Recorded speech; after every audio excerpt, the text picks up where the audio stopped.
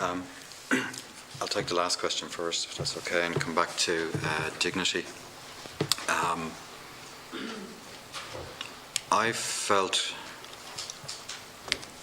useless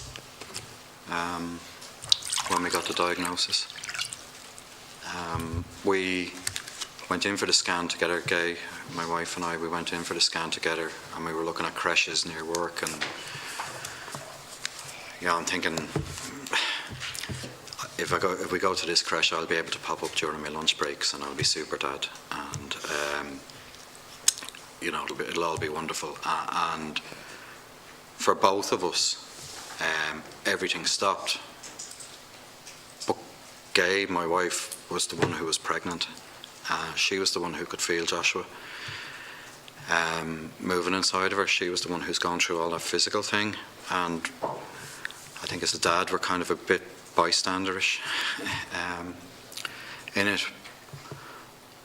But I think I felt I didn't have a function. There wasn't a job that I could do to fix anything. I couldn't make anything better. I got to make all the phone calls, got to do things like pick out the golden pages and try to find phone numbers in London and explain to strangers what was happening. Being told that because we were at 20 weeks we should go to a hospital. But I didn't know any hospitals in England. And just trying to support Gael as best I could. But I didn't deal with any grief at the time because I had to do. I had to be the person who did things practically. Make appointments, drive, all of that stuff.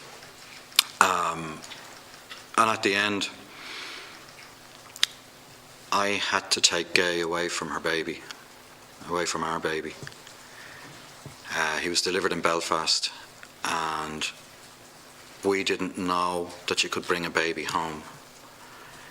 And I thought I was going to have to smuggle my dead son back to try and have a funeral. I had visions of climbing over a cemetery wall with a shovel, you know, and I knew I couldn't do that.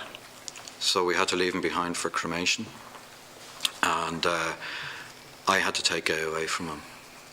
And I didn't feel like a good husband or a good father at that time. That stuck with me for a long, long time afterwards. In terms of dignity, me and my wife and our son were treated with the utmost dignity abroad. We were treated, or we felt we were treated like outcasts here. We didn't get to attend our son's funeral, our cremation, should I say. We didn't know when it was. We just got the courier package at the door within a couple of weeks of his death. And we signed for him like you would any Amazon delivery. It troubled us for a long, long time, the thoughts that our son was cremated alone.